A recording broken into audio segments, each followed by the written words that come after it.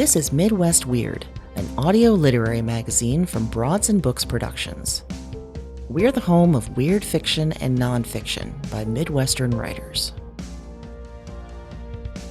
Today, we have the first episode of a new audio drama from Amy Lee Lillard, the co-creator and producer of Midwest Weird. This is the first of 7 parts. All episodes of the show, A Woman as a God, will be available to stream on July 9th, wherever you listen to podcasts.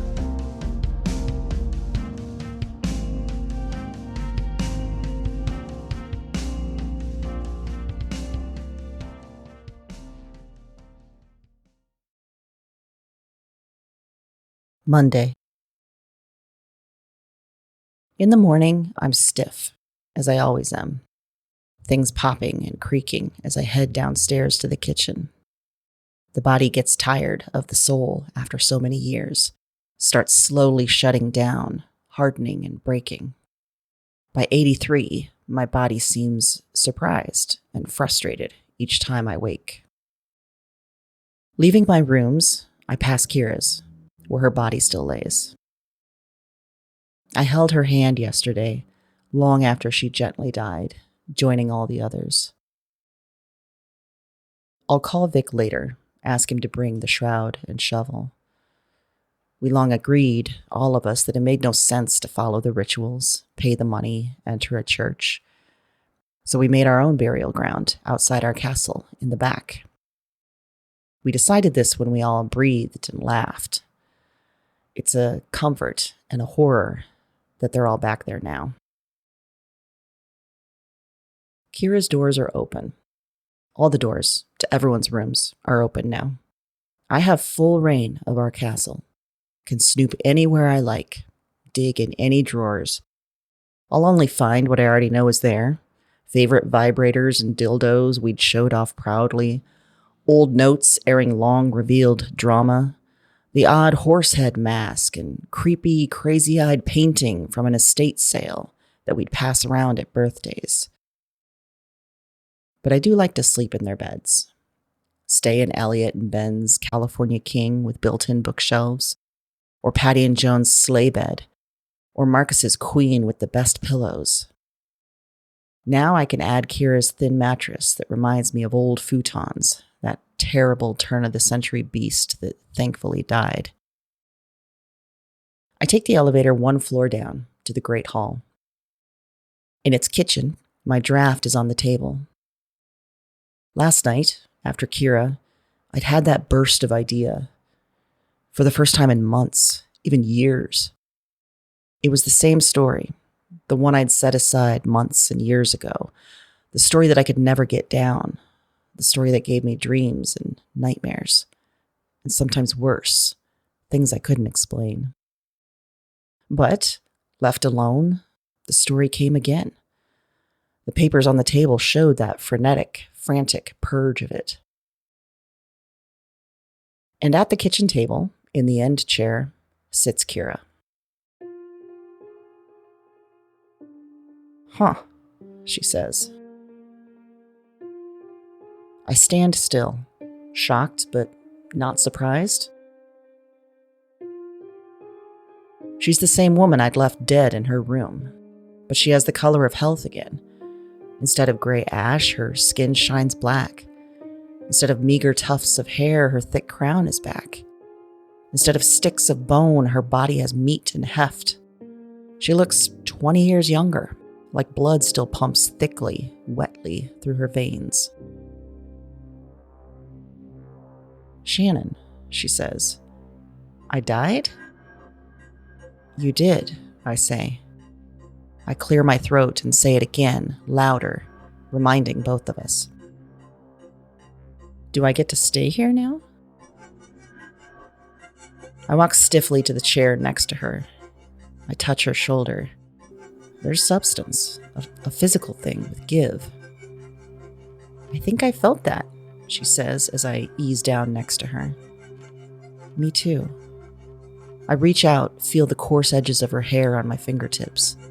She gives me that look, the one that tells me I'm the clueless white woman touching a black woman's hair. We both smile as I pull away, laugh. Well, shit, she says. This isn't what we expected.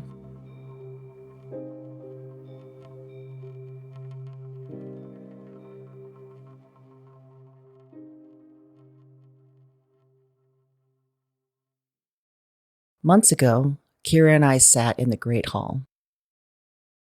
6 units in our building and 5 occupied, so we'd all decided to turn the last one into a giant open space for eating, for drinking, for talking. We called our building the Castle, our rooms the Keep. Here was the Great Hall. As the years accumulated, we spent most of our time there, feeling the crush of momentum, the clock spinning faster, our bodies nearing expiration. Kira and I had just buried Joan, next to the others. The hall echoed with the voices of those gone. We talked over weak vodka tonics, grief tightening our throats. I think it's just sleep, Kira said. What is? I said. Death. She had a distance in her eyes, her vision caught on something far out of our castle bounds. What did Joan call it? I asked. The deep? Capital letters, she said. The deep. Like the sleeping curse in fairy tales. Right, I said. I heard Joan's voice, the way her laughter rolled around the room, caught us all in its wake. She was our mom, the one we'd all hoped for and never had, the one with loving arms and never-ending baked goods, the one that loved cute knitted hats and cozy dogs on blankets, just as much as a gory cult documentary and MLM leaders with big hair. Even when her cancer ate away some of her softness, her joy, she could still make us laugh. I pictured her on a Baroque fainting couch, arms crossed, eyes gently closed, cursed to sleep until her princess came. Except, no, she wouldn't be cursed. It would be a choice. Joan would choose to sleep until Patty came, woke her with a kiss and a shove, and they ran off together into whatever the other side offered.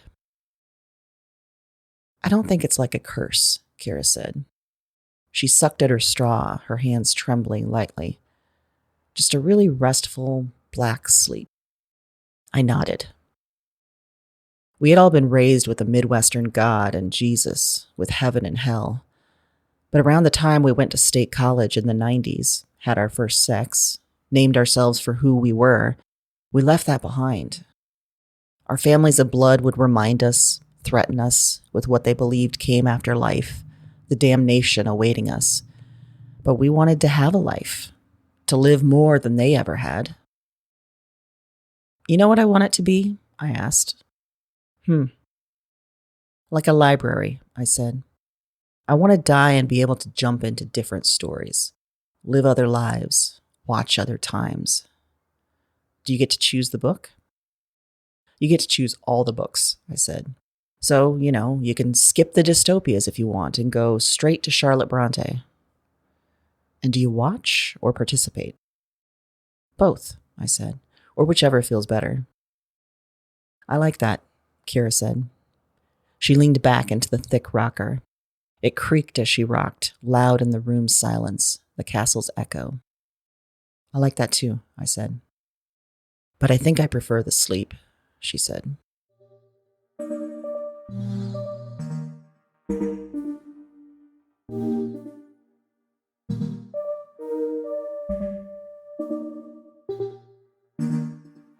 Kira, dead, sits next to me, talking to me.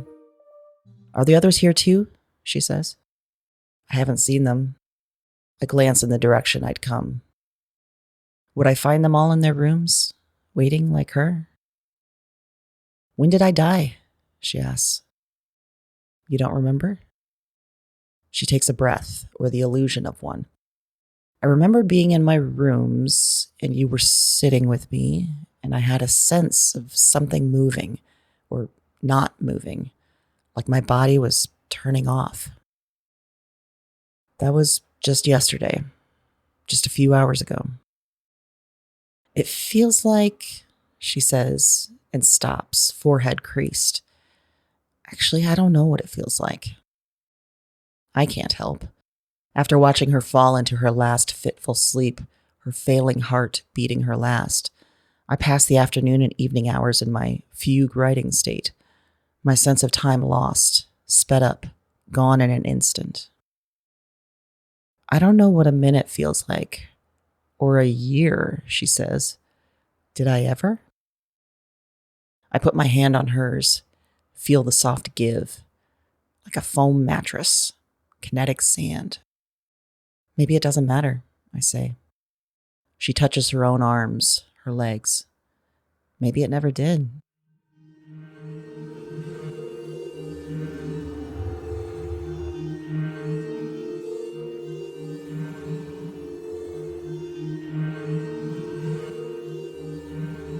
In the great hall, after Ben died, we sat in a loose circle, Kira, Joan, and myself. The three of us drinking a toast to the last man in our world. What time is it? One of us asked, a robotic deadness to her voice. The question an automatic jolt to my system, a quick hit of anxious energy. Was I late? Was I missing something? Had time run out for this wake?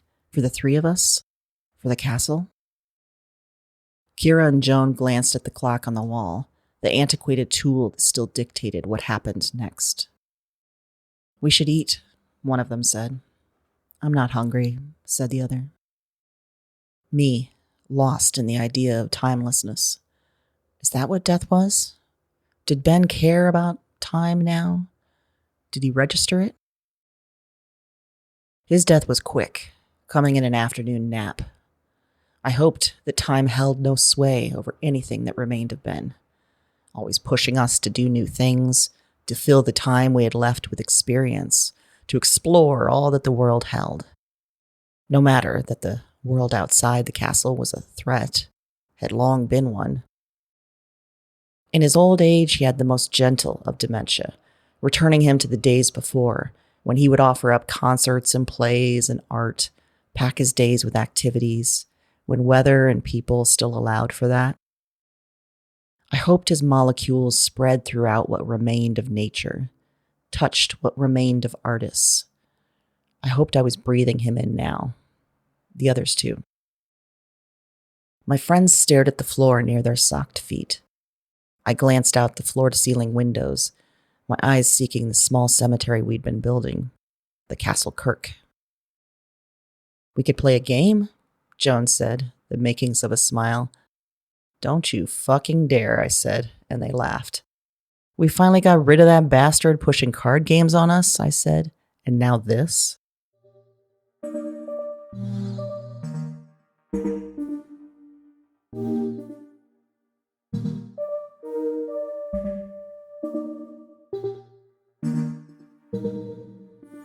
Kira stands, walks around the kitchen on her dead feet.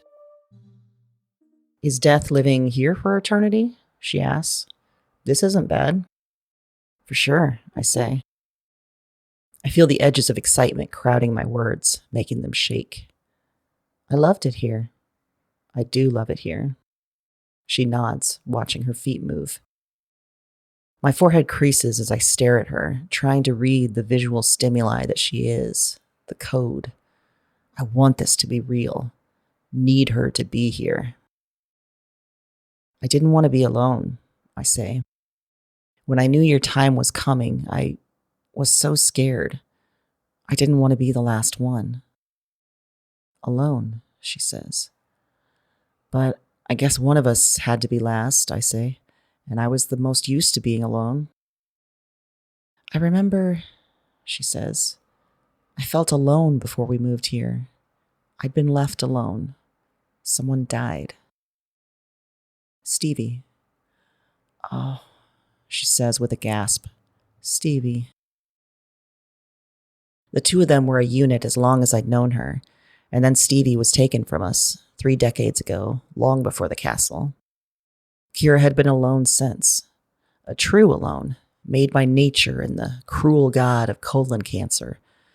Not like me, alone by the whims of the gods of poor role models and avoidant attachment personality and the autism spectrum. But if this is death, Kira says, if I get to still be, where is Stevie?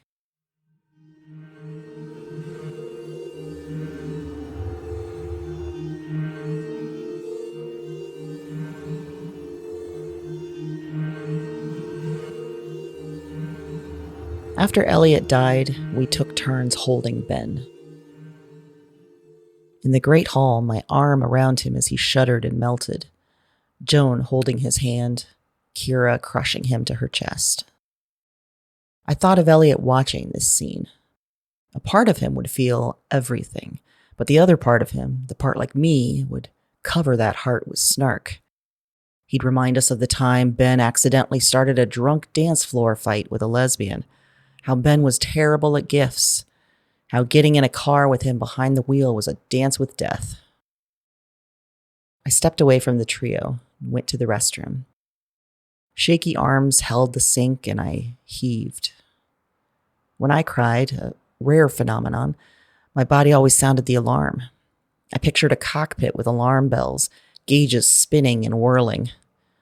My stomach tried to vomit, and my bowels tried to empty, and toes lost all feeling, and my cries ended up a gagging, dripping mess. I could usually hold it all in. But Elliot, I wanted him to haunt me. I wanted the aneurysm that killed him to give him back, give him more time. I wanted to hear him in my head. I wanted to relive our superhero movie outings, complaining about a lack of shirtlessness.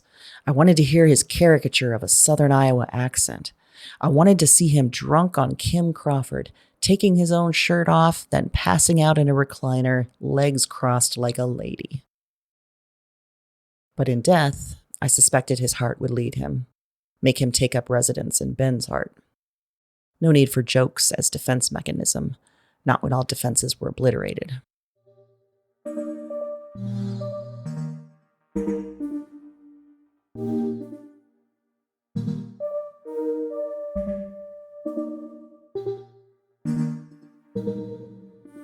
Stevie, says Kira, leaning against the wall. Maybe they're here, I say. You're the first I've seen. Maybe everyone is here. Or maybe it's just going in reverse and Joan will pop up next, then Ben, then Elliot. Yeah, she says. She sounds so real. Words floating on breath, the way they do when our bodies breathe and talk at once. I want her to be real. But I also know that I wanted this so badly, this state of not being alone, that I might be making this conversation, this vision, even the feelings of my fingers. My brain could be manufacturing it all. When my friends were living, I used jokes and jazz hands to deflect from emotion and attention and anything too real. Now my brain had to create something new, big, remarkable, to distract from the well of fear and grief climbing up my throat. Kira. This image of Kira could be my new shield from wandering the castle alone. And that could all be true, and I don't care. Tell me, I say. Tell me what this feels like. Like a shift, she says after a moment. A tiny slip. Like there's gaps in the air. Little holes everywhere that we never see. I think of the night sky, how it used to be black with tiny holes punched in the surface, letting in the long dead light from other worlds. Gateways to other realities. That's a good way to frame it, she says. It takes us a moment. Wait, I say as she turns to me, eyes wide. You heard what I was thinking? Oh, fuck, she says.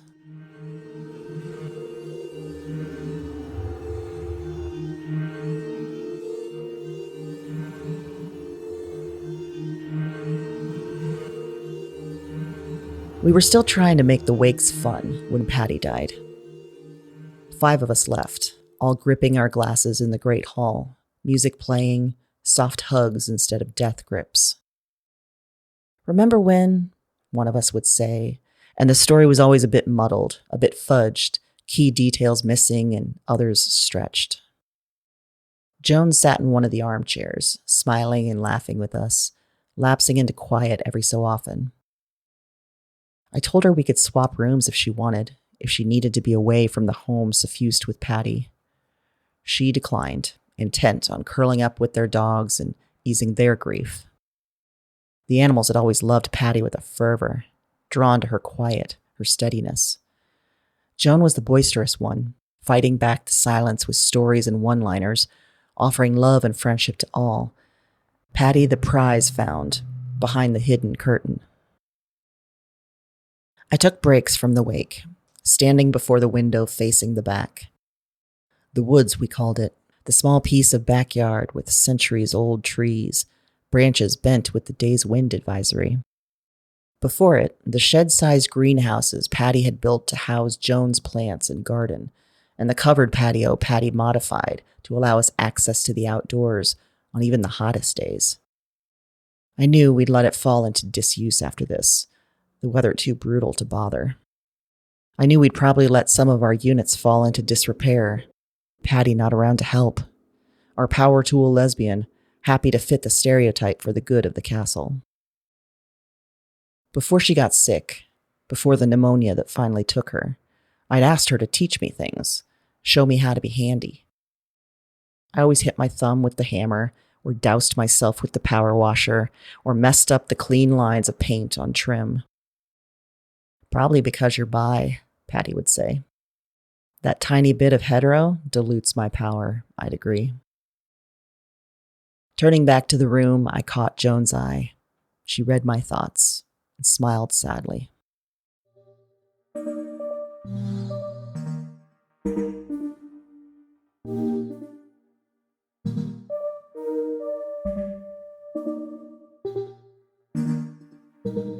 Okay, I say, rising from the table, touching the pad under my ear.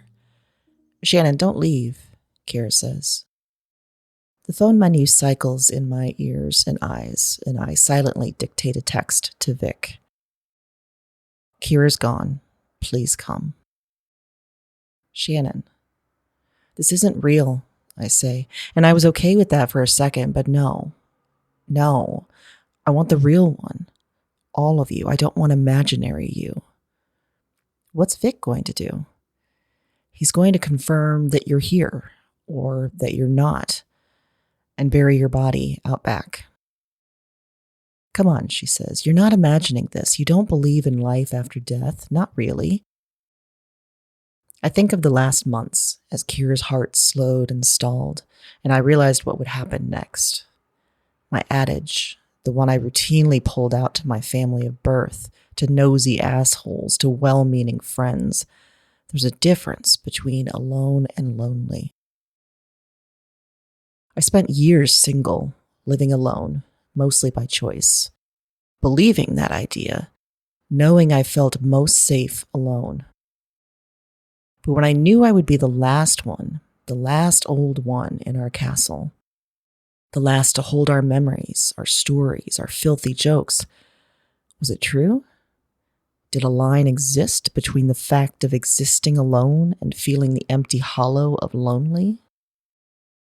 And my choices, all of our choices, to not have children, to live fully without the burden of parenting, to defy our culture's mandate to breed. We were all of us secure in that choice. We were happy to point to our castle when people asked who would take care of us when we reached old age. We forgot that we would not all die together, that there would be an order, and someone would be last. It was entirely likely that as Kira died, my mind broke, that it wasn't equipped to be the last, that it brought me imaginary vision as a comfort, a shield against the emptiness. I don't believe in any of this, I say. You write about this stuff all the time. That's different, I say, lying. Yes, I'd written and published some books with weird, fantastical, strange women and their stories, with some acclaim and no repercussions. But the story, the one I kept trying to tell, the one I resumed last night with the pages on the table before us. For years, whenever I worked at it, strangeness came. dreams and nightmares, but also deja vu. The slippery time that seemed to skip forward and back. The edges of madness. Until I finally set the story aside once more. You felt me, Kira says, her hand on mine, bringing me back to the moment. Perhaps another moment bridging on lunacy. I'm here. Feeling isn't always reality, either.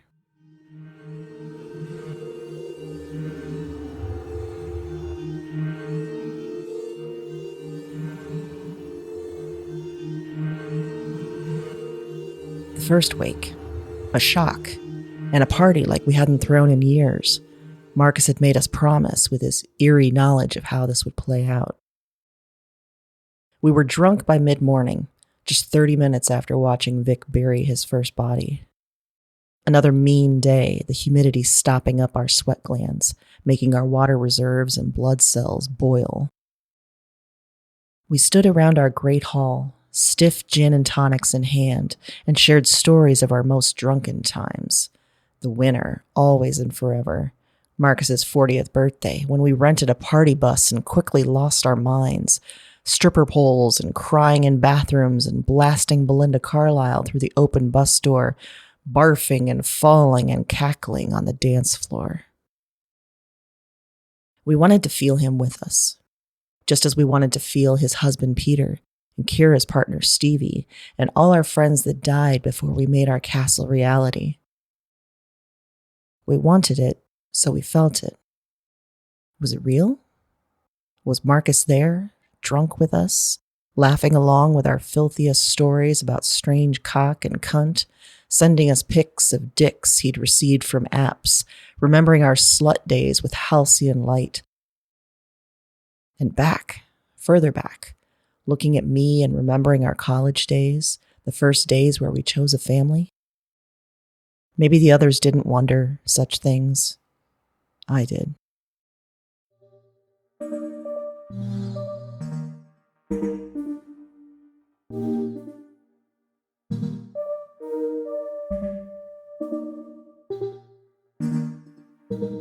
I sit with Ghost Kira until I hear the main castle entrance unlock. When Vic's steps sound in the hall, I call to him to join me. I watch as he rounds the corner, walks into the kitchen. I watch his eyes, and they don't grasp onto anything except me. Kira squeezes my hand. "Hey, Auntie Shannon," Vic says, his voice thick. Biologically, he's Marcus's nephew. Really, he's the group's nephew. Some of us, including me, had nieces and nephews from blood relatives, but they lived elsewhere or loved elsewhere. They hadn't grown up in our midst, surrounded by all us queer aunts and uncles, considering us all family. Vic's mother, Marcus's sister, had made sure he would. "Hi, love," I say. I cock my head, then my thumb, pointing at the woman who sits next to me. He just shakes his head. "I'm so sorry." He's in his 40s, the same age we were when he was born. Thinning hair on top, bristly beard, and hairy limbs. Despite our best efforts, he'd married straight, and he and Bess had 2 young boys. The bravery of it, declaring and committing love, generating new humans from that love, in our hot, ugly world. "Me too," I say. "Where is she?" I widen my eyes, try again to point to the being sitting next to me, to get his eyes to catch on her shape, her solidity, the Kira-sized being with a shoulder touching mine. "Shannon?" he says. I sigh. "In her bed." "Okay." He pulls me up gently, folds me into a hug. He has a large chest, one I can lean on and not feel a burden, a weight. "I'll take care of her," he says to the top of my head. "Thank you," I say. I feel Kira join our hug from behind me. "Do you want—" The question he'd begun to pose as our herd thinned. "Do you want to invite other people? To the wake? To the castle? To our lives?" Always, it was just us. "Just the burial," I say. "That's all." "I can stay over tonight if you like, Auntie." The last word showing his worry, his care, his unstated fear of what would happen to me alone. You know I'll be fine, I say, pulling away. He kisses me on the cheek, then slips out, down the hall to my dead friend. It doesn't mean I'm not real, Kira says, just because he didn't see me. I think it might.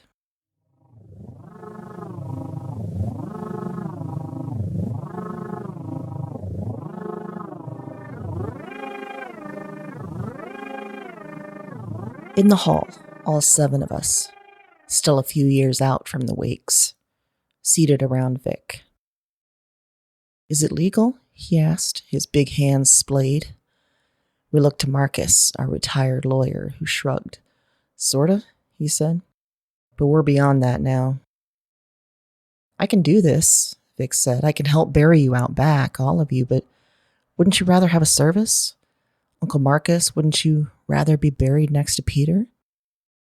Marcus put his hand on his nephew's. I loved Peter's body when he was in it, he said, but he's gone, so it doesn't matter where his bones are. Okay, Vic said, rubbing his eyes, but you really want to do a joint will? All 7 of you? We all agreed, Marcus said, skimming his eyes over the full couches and chairs. Patty and Joan, Ben and Elliot, Kira, me. Okay, Vic said. Any remaining money, it goes to you, Marcus said, to keep this place. Keep it for you and your future after we're gone.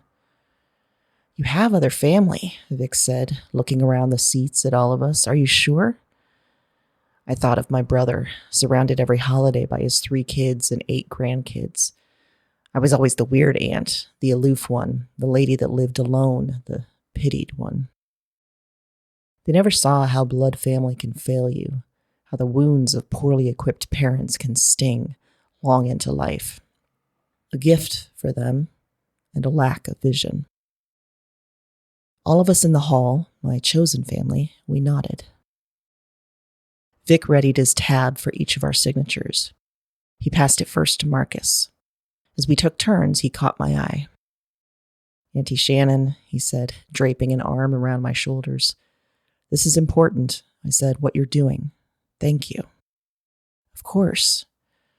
You know, he said after a moment, I wasn't sure about this place when Uncle Marcus first showed me. Yeah? Yeah. Felt like it could be full of ghosts. My laugh had turned reedy, strung out, but I gave it to him anyway. Seriously, he said, these old buildings, they used to house so many people, and who knows what terrible things happened here, and he stopped himself. Look at you, I said, believing in that old-timer stuff. I'm sorry, that was rude. This is your home, and I'm shitting on it. Not at all, but if you go that route, use that logic, every place has ghosts. Maybe they do, he said. Wouldn't be too bad, I said, getting to haunt people, get the last word. Right? He laughed. And who knows, maybe there's other surprises in store, too. These old cunts always called me a witch, I said, pointing to my friends. Wouldn't that be funny if it turned out true? We called you lesbianish and witchy, said Marcus. So maybe at the end you go full les and full witch? Now that would be something, I said.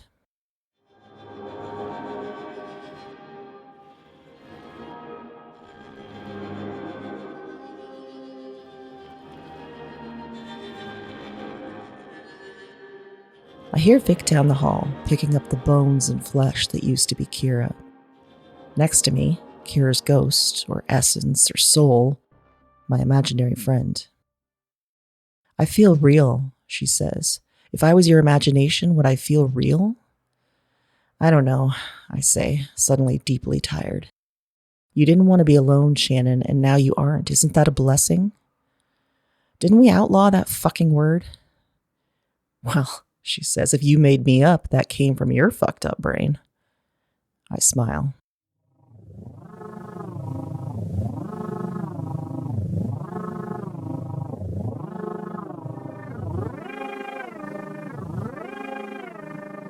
The first day, move-in day. We let the young men grunt and sweat as they brought our things inside the building, while the 7 of us sat in the great hall sipping rosé. Our eyes roamed over each other, over the room, up to the ceiling and down to the floor. bright with fire that we'd worried might be quenched. We trembled with excitement rather than our years. "We fucking did it," one of us said, and the rest erupted into cheers. I looked around the room at my friends, Marcus, Patty, Elliot, Ben, Joan, and Kira, my family. How lonely I'd been, how I'd lied. Alone and lonely didn't always differ. I was 71 and I felt home for the first time. At home. Outside the windows, black rain swirled. Outside the boundaries of our land, machinery hummed and invisible wires watched and listened, and the weight of living in the dying world hurt. Here, though, we didn't have to leave. Drones would deliver everything physical we would need. Everything else, the attention and company, the memories of our lives, the joy we could provide. In the hall, Elliot put on some music, Mariah and Salt and Peppa and En Vogue. I made them listen to a few punk songs, as I always did. Marcus added some Reba McEntire. Joan brought out cookies, and Elliot hung a framed picture of Superman, and Ben artfully posed some books on the hall's shelves, and Patty organized a cupboard, and Kira knitted, and Marcus brought out another bottle, and we talked about a routine, a regular communal cocktail hour, followed by dinner, trading off among those of us who liked to cook, and a Friday movie night, and a Wednesday show and tell night, and I smiled and smiled and smiled. The young men came in, told us they were done, and we gazed on them with exaggerated lust. Marcus and Ben and Elliot assumed their turn of the century homo voice, telling the men at the start of their lives to flex, honey, to take off their shirts, to smile.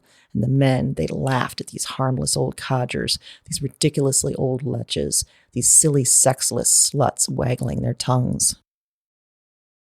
They left, and we laughed and laughed, told each other what we'd do to those men if only we could get our dicks up, our pussies wet, our backs straight, stretching out our real and imagined ailments getting in the way of our hedonism. And we drank and leaned on each other, and that was the start.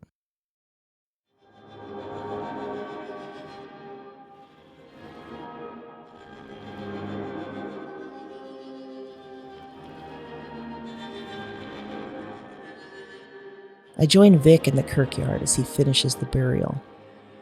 Kira's body the sixth in a line behind the garden greenhouse. No headstones. Not worth the money, we decided. We would just join the earth again and mingle together in the dirt, and that was that. My breathing mask itches, my rubber glasses pinch, and the hooded coverall is too snug in my crotch. But I wanted to come out, feel the reality of the world that was waiting for Kira and for me. Through his own mask, Vic mumbles some words. I can't hear and don't care. To my right, Kira whispers in my ear. I wish we'd chosen cremation. This is so sad out here now. And a row of urns wouldn't be, I say. We could have burned each of us, then mixed our ashes together somewhere, Kira says. You wouldn't have to look out the window and see all of us here. Apparently I'm going to anyway, I say. What'd you say, Auntie Shannon? Nothing, hun. Ready to go back in? You go on, Vic. I'll be in a minute. He squeezes my hand, pats down the dirt once more, and slips away.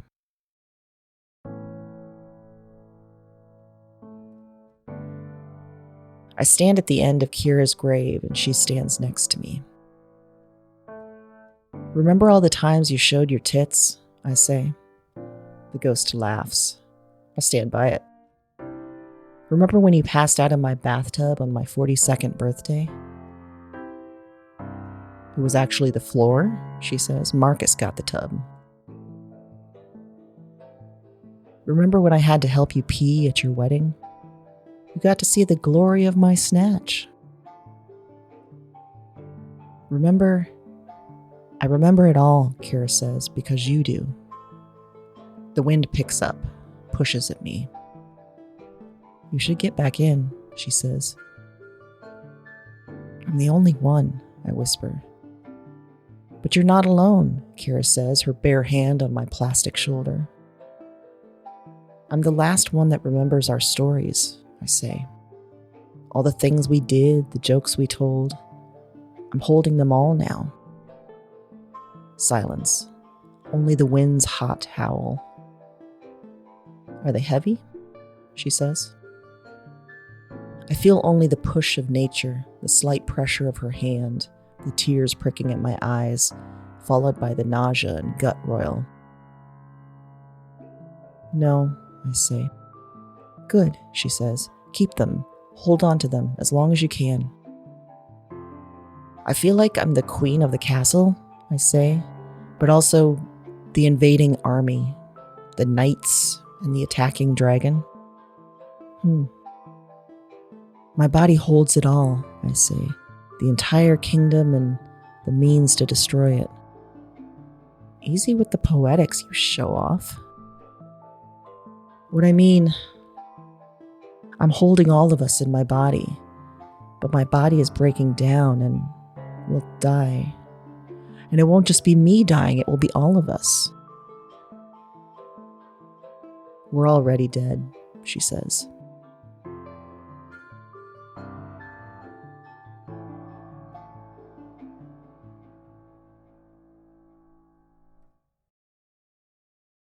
With the realtor guiding us through our paths, her android voice in our ears and amenities scrolling over our eyes, we all walked through the building as a group, then broke off into pairs and individuals to suss out our curiosities.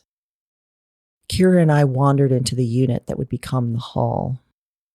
I ran my fingers over the shelves, the walls, the fixtures. This could actually work, Kira said. I'm so sorry we didn't do this sooner, I said, before Stevie got sick. I know. She twisted her wedding ring, but I think they were happy to stay in our home, to die there. Are you sure you want to do this? I say. Leave your house? Without them there, she said, it's a haunted house. This will be so much better. Good, I said. I don't want to do this without you. It would suck without me, she said. It really would. You'd be so bored, she said. So fucking bored. And get so tired of talking about dicks and buttholes with the guys. Let's not talk crazy, I said. She slung her arm around my shoulders. Her arm as weightless as a bird. We're going to have to help each other pee at some point, you know. We've done it before. There's no one else I want to wipe my ass for me, my dear. I know exactly what you mean, I said.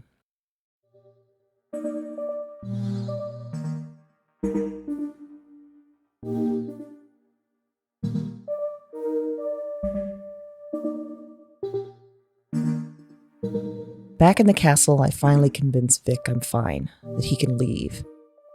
That being the lone inhabitant will not turn me crazy so quickly as one night. He acquiesces with a hug and kiss on the cheek as Kira the ghost watches. We'll talk about what's next soon, Auntie Shannon. I nod as he waves and walks out the main entry. Maybe he's right, Kira says. Maybe it's not good for you to be here alone. I'm already talking to dead people, I say. How much worse could it be? Good Lord, have you learned nothing from horror movies? Way to tempt fate. I call the elevator and we ride up to the second floor. I think about the gears sticking, the elevator stalling, locking in place. Who will come to get me? I think about the hallways, the floors in the units, the stairs, my feet slipping, ankle twisting, hip cracking on a fall. Who will hear me yell? Choking on popcorn or chips, expiring without notice. It's a valid concern, Kira says. Where else am I going to go? There's nowhere else. Vic could help you find a place. Maybe even have you stay with him. Jesus, no way, I say. What an asshole I'd be. The elevator doors open and we enter the hall between our two units. What happens now? I ask. I don't know. I mean, do you sleep? Or are you just going to watch me all night? Being dead doesn't make me a perv, Kira says, or into you. Easy, I say, smiling. I think while you sleep, I'm going to explore, she says. See if I can find the others. And Stevie. Do you want help? I can stay up for a bit. You're dead on your feet, Shannon. But I'm still alive. Go to bed. I'll see you in the morning. What if, I say, I picture it the next morning, waking in my bed, whipping open my door, looking for Kira, for any of them, and only seeing emptiness. It won't be like that, she says. Promise. I decide to believe her. I give her a hug, feel her body like a squeeze toy, kiss her on the cheek. I look in the direction of my rooms. But instead of going to bed, I go back downstairs, to the table. There's more to do.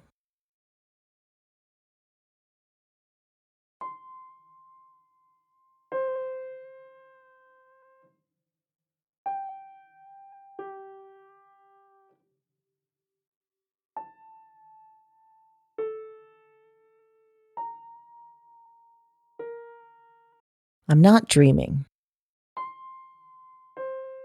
That's my first thought as my eyes open and see a black and white forest. I feel a cool, light breeze that ruffles a few lone grayscale leaves in the monstrously tall trees. I smell static, the crisp of electricity run hot. I hear a background hum, an echo of a song I know but can't place. Copper saliva on my tongue. There are figures, silhouettes, moving in and out of the trees. Nothing I can focus on or make clear. Above them, high in the tree cover, I see other shapes, animals and birds. My stomach drops.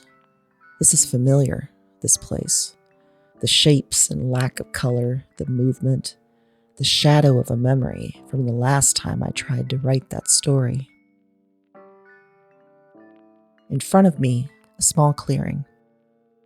A tree, more human-sized, less otherworldly, full leaves creating roundness, and a figure laying at its trunk.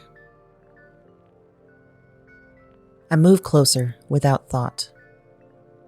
My walk feels strange. Is this how my legs work?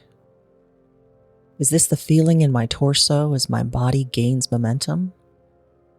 It feels liquid and solid at once, the atmosphere pushing against me. My body feels hinged without oil, more creaking and tentative than even my elderly skeleton.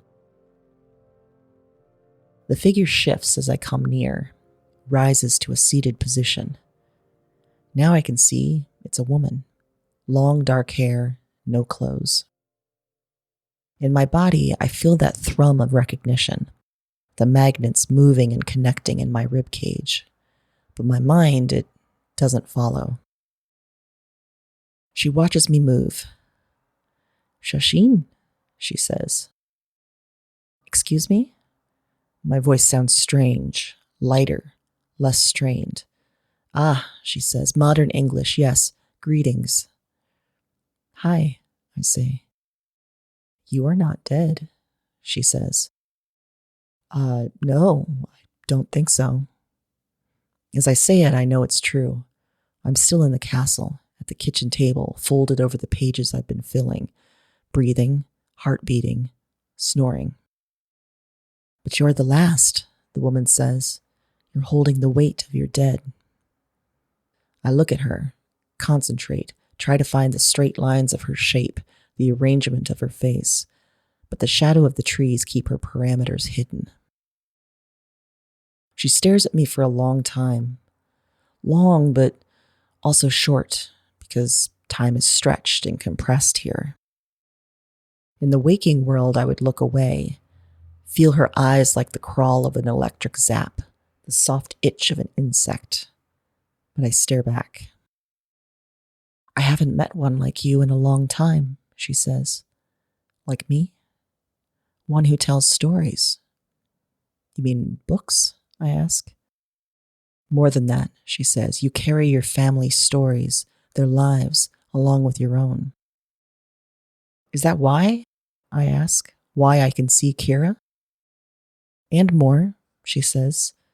Me. This place. Where are we? You know. I look up again at the canopy of branches above us, then lower to the impossibly verdant tree she sits under. Her shape begins to solidify. A mouth, a nose, eyes, a neck, arms, breasts, a round belly. Her skin dark, the black and white world allowing it to shine. I've been here. I'm sure of it. The last time I wrote, the last time I slipped into the black magic of creating, in my sleep, I'd come here. What's your name? She says. I'm Shannon. A long dormant impulse to shake her hand activated, one burned out of my body from pandemics and climate change and all the things the last century had wrought, the karmic end that old men denied would come. I bring my hand forward, and it's a young hand, one without the deep grooves of my veins and tendons, without the colors of age. I follow the hand up to my younger, thicker arms. I am naked like her, and my shape is one I'd left behind decades ago. I touch my hair, feel it long and uniform. And there is no shame in my nakedness or in my figure, just comfort and pride. I know that look, the woman says, the rediscovery of delight in your body, as a babe does, glorying in herself. The world is cruel, I say, always telling us our bodies are wrong. I know about cruelty, she says, placing blame where it does not lie.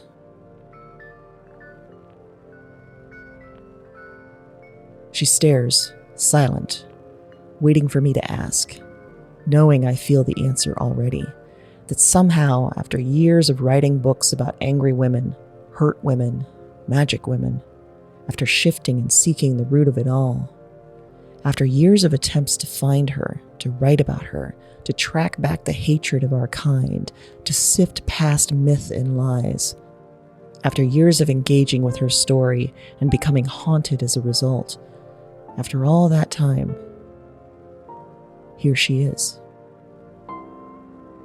Who are you? I say, as she wants. You may have heard of me, she says. My name is Eve.